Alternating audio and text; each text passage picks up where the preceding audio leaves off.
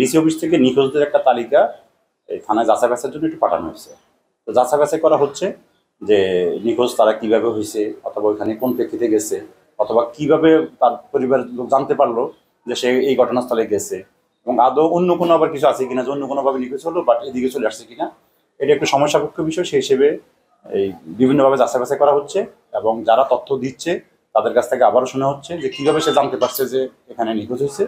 এবং আমাদের OC sir এবং আমাদের সার্কেল স্যার, আমাদের সিনিয়র স্যারদের এটা সবাই নলেজ আছে, এবং আমাদের অফিসারদেরকে এভাবে দায়িত্ব বন্টন করে দেওয়া হয়েছে যাতে প্রত্যেকটা লোক সম্পর্কে সরেজমিনে, গোপনে এবং প্রযুক্তিগতভাবে আমরা যাতে তথ্য বুঝতে পারি যে হ্যাঁ মানে আসলে কীভাবে নিখোঁজ হয়েছে অথবা ওই ঘটনাস্থলে নিখোঁজ হয়েছে কিনা সেটা আমরা জানার চেষ্টা করতেছি।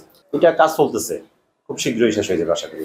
মানে আমাদের কাছে যে তালিকাটা আসছে সেটা 282 জনের তালিকা আসছে, তো সেটা যাচাই বাছাই হচ্ছে। তারপরে আমরা রিপোর্ট পেশ করলে অথবা ডিসি অফিস থেকে আপনারা চূড়ান্তভাবে জানতে পারবেন কতজন। এই বিভ্রান্তিকর ফোনগুলো সচেতন মহলের এটা জানে এবং আমরা অনেকভাবে সচেতন করার চেষ্টা করি।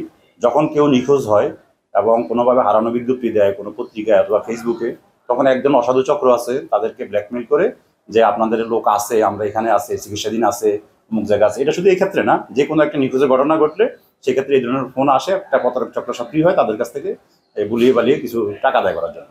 এই টাইপের কিছু হয়ে থাকলে সেটা আমরা যাচাই বাছাই করে দেখবো, কারা করতেছে এটা সেটা আমরা যাচাই বাছাই করে দেখবো। আমরা তথ্যগুলো নেওয়ার চেষ্টা করতেছি এবং আমরা তথ্যগুলো পাচ্ছি, অনেক কিছু আমরা দেখতেছি।